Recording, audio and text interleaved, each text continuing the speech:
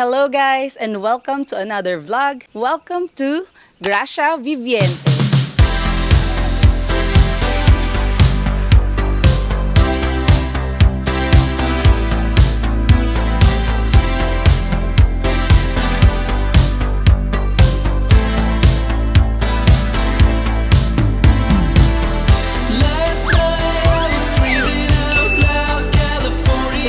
We are here at Gracia Viviente, located at Nasugbu, Batangas. Ang laki nito guys. This is 1,200 square meters in the middle of tubuhan and mga mountains. Actually, makikita nyo dito si Mount Batulao.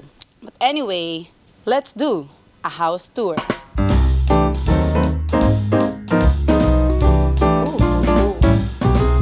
So this is Gracia Viviente. Pagpasok nyo guys, sa bubungad sa inyo on your right side is a very big kitchen. As in, very big guys. Sa sobrang laki niya, pwede kayo matulog. Isang single bed dito, tsaka isang single bed dito. Ang laki niya guys. As in, ang sarap mag-prepare ng mga bagay-bagay. Tapos dito sa kitchen nila, fully equipped siya. Meron siyang refrigerator, cabinets, of course. Tapos meron siyang stove. So, alam niyo, lahat ng pwede niyong hanapin sa isang kitchen. And by the way, meron sa baba na dirty kitchen. So kung madumi kayo, ay hindi. Kung medyo makalat yung mga lulutuin niyo, dun niyo gawin sa baba. Kasi alam niyo naman guys, yung mga nakakaangat sa buhay, may dirty kitchen talaga sila. Ganyan ba kayo, mga shala? Wala kaming dirty kitchen. Meron ako dirty husband. Oh! Meron din dito ang dining area. Of course, with a plant. Totoo ba to?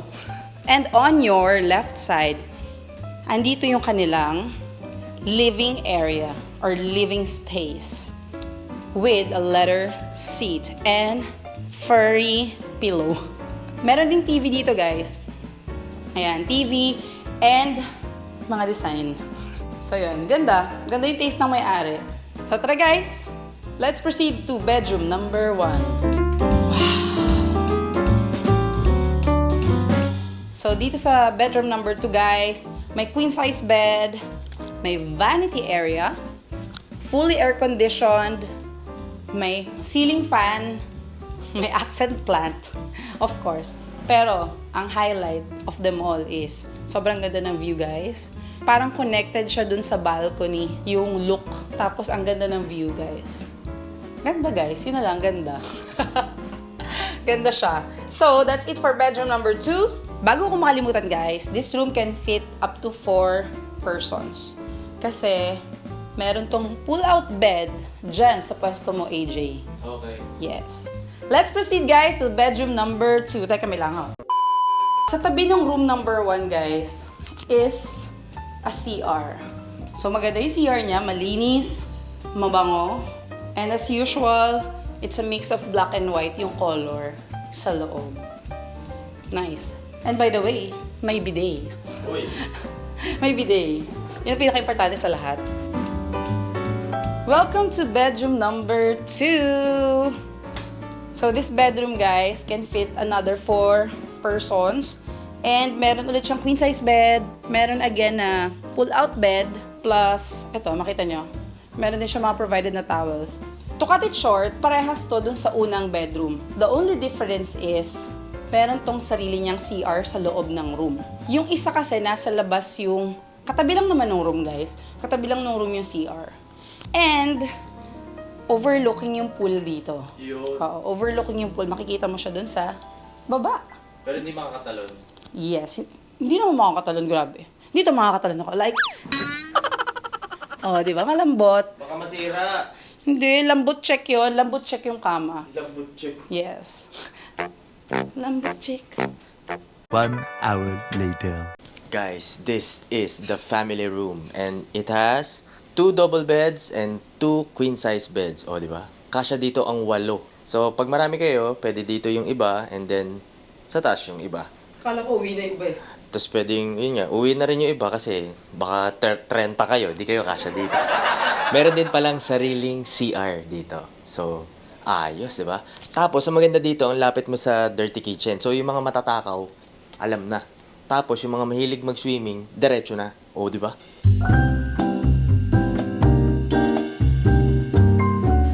So, naglipat bahay tayo, guys. Sayang naman yung sinetap sa labas. Mulan eh. So, dito na lang tayo mag-merienda.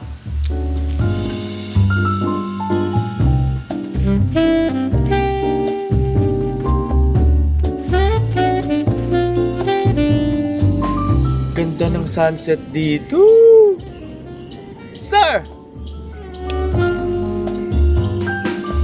Nakalimutan ko lahat ng mga babayaring. Ama, ano masasabi mo sa lugar na to? Okay ba? Excellent. Excelente. Excelente. Spell excellent. Yun lang. E-X. Dahil malapit na mag-dinner, tanongin natin ang mga chefs natin kung ano niluluto nila. Oh! Ano to? May tilapia. Oh. May chicken. Kawawang tilapia, binalot. Meron tayong fried chicken. Okay, chef. Meron tayong nilagang baboy. Ito. O, diba? Tapos may inihot pa tayong chicken barbecue. Yes. O, diba? Care Pagkado nila of ate. ate. Chicken barbecue. Mamaya meron tayong inihaw na liempo. O, diba? Hindi ko alam paano natin kakainin lahat yun. Malaki ate dyan. Bahala na.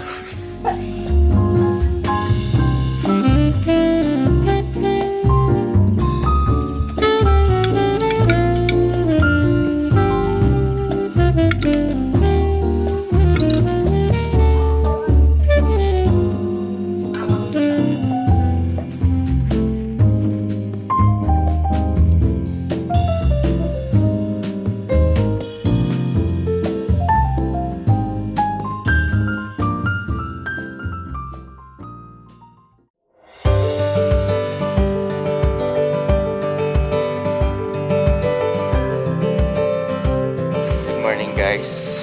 Hinahanap ko yung isa. Yun pala, naka-ready ng maligo. Galing. Hindi naman ako naghilamos lang ako. Wow. Hilamos lang ako and some sunblock. Nagilamo siya pero pagising niya naka-bathing suit na siya. Galing. Alright. Tara, ligo tayo.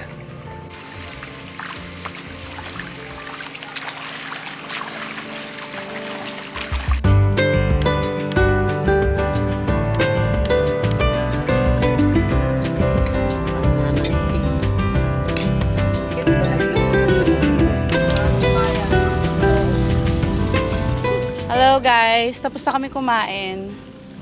So, kailangan namin mag-exercise. Para matunaw lahat yung kinain namin kasi sila ate nagluluto ulit sila. Hindi ko alam kung anong trip pero busog pa kami, nagluluto na naman sila. So, thank you ate. Baka sabihin nagreklamo tayo. Pero thank you sa Gracia Viviente. Ang sarap ng food nila dito. Di ba, Joy? Ayos ba? Nabusog ka ba?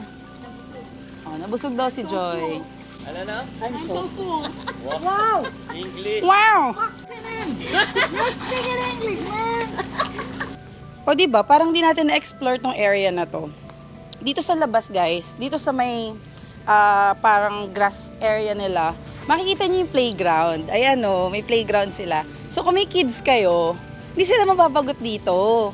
Di ba? Aside from the pool, meron ka pang iba pang activity. Tapos, meron din silang bonfire. Oh, yung kagabi, no? Oo, yes. So yun guys, yun lang. Yun yung gusto ko sabihin. Ang laki, diba? Tinan nyo, para ma-appreciate nyo punta ako dito. Oh, diba? Ganito siya kalaki. Ang laki-laki niya. Tapos ito yung guys. Ito yung pang awards na balcony. Overlooking yung lahat ng yan. Actually, ito yung pinakamagandang balcony na nakita ko. With a view. Diba? Pinakamalaki. The best. The best. The brightest. So yun lang guys, gusto ko lang sabihin na ito talaga yung pinaka-favorite kong part ng bahay na to. Especially during sunset time. Init? Yeah. Alright. So So by the way guys, ang check-in time pala dito sa Gracia Viviente is 3 p.m. and check-out time is 1 p.m. O, di ba? Yes. Sulit. Yes. And time check, I think 10:30. mga 10:30 pa Oh, lang. may time pa tayo para kumain. Pero nakaayos na kami lahat para mamaya ready to go na kami. Kasi may pagkain ulit eh. Kakain ulit. Oo, kakain ulit. And guys, don't forget to follow Gracia Viviente sa kanilang social media accounts, Facebook and IG. Yes. Okay? So, huwag nyo kalimutan kasi dun din kayo pwedeng mag-book. Correct. Super sulit to guys. As in, Tapos may view ka pa. oo, panalo yung sunset kagabi, no? And yung tubig nila sa pool, guys, is so refreshing. Oh, parang tubig banyo nga daw. Yes, parang tubig banyo. Hindi sobrang lamig, hindi rin sobrang init. Hindi yung pag tumalon ka parang, aray. Paano? Aray. Ganon. Nakakaasar. Sa sobrang init. So, yun lang, guys. Kain muna kami. Bye.